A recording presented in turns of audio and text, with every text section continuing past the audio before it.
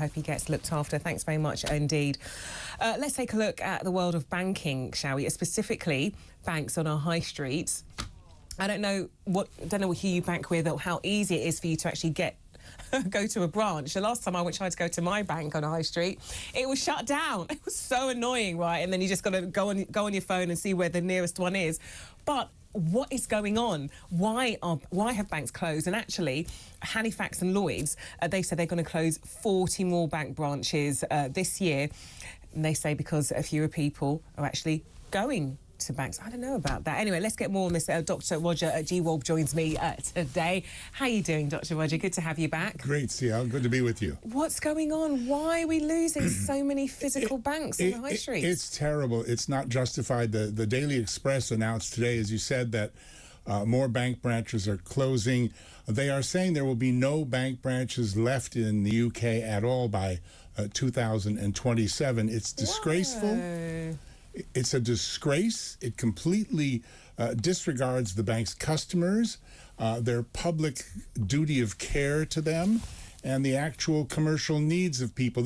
These, of course, are the same banks that caused the terrible financial crisis stroke credit crunch 10 years ago. The disastrous and we paid to save them. They wouldn't be here without our money. Nobody has been punished in any bank anywhere for this, and here they are doing it again. The Daily Express, among others, has started a campaign called Save Our High Street Banks, and let's hope that works. But many MPs are getting very head up about this. Now, the thing is that high street sales are starting to come back. They're still online, but people are returning to the high street for a number of reasons. They like it, they miss it, they miss the social contact, they miss seeing their friends, they miss chatting with the servers and the help. Online deliveries are quite poor because of the strikes. And, of course, there's the personal touch, is that when you've got a problem online, there's generally nobody sensible to talk to. No, there really isn't. There's no human touch. So a lot of people are now coming back. And, you know, I ask myself at a time like this, should banks be closing branches when people need them?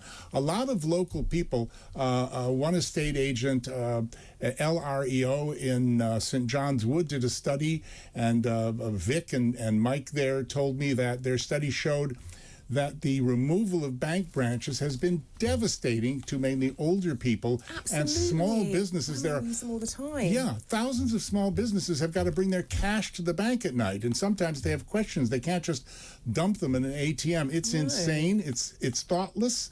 The banks really don't care about us. They're being greedy, and they're doing what suits them. I fear that, as usual, you know, we're not going to get much as a say. They're as bad as politicians. And they keep sitting around trying to come up with these campaigns to interest us to do things which mostly fall flat. I particularly love the wild horses running around and telling us they're going to be at our side for life. And frankly, I worry about all those horses and what's going to fall out the back of them on that poor little girl. And I wonder if the banks are trying to send us a secret message. So, but look, there could be They are saying, banks are arguing that fewer people you're right. There are some who still need, who still go to the banks. Obviously, like I said, people like my mum and older generation are definitely. But on the whole, they're seeing a significant drop. And I have to say, when I do need to go to the bank, it is a rare occasion. It was nice to have it, but I have to say, I think I needed to go to the bank maybe 10 times last year. Don't they have a valid point? And in fact, we're having more banks, new banks appearing that are solely online. I think the digital banks, the challenger banks, are very worthwhile, but to go from having probably at one time more bank branches than pubs to having none doesn't make any sense. It's overkill.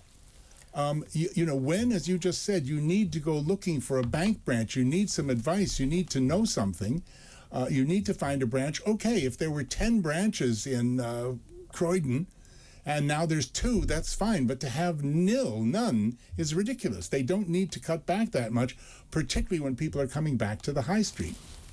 So if all branches disappear by 2027, how will people cope? What's going to be the alternative if indeed you do have a big wad of cash? Doesn't happen often, but hey, if that ever happens to me, what could I do? How would it work? Well, if you got a big wad of cash, like any small restaurant or bakery or sweet shop, you're going to have that every night, and you're going to have to just go dump it in an ATM. And if you've got a question or you need some help with something, it's going to be like shopping online. It's going to be like shopping with Amazon or Boohoo or somebody like that. You're just going to have to chat to a robot. Yes. Oh, it's so bad because back in this is even before my time, but my mum would talk about, knowing the name of a branch manager, and she could go and sit down, explain her story, what's going on, and now it's just a computer, as you say, somebody down the line telling you they don't know anything about you and deciding if they can help or support you in the way you might say you need help and support. Well, you're right. I mean, that CL, that's another universe. Sad. That's another lifetime. When I came to this country some decades ago, I was sent to a branch of one of the big clearing banks.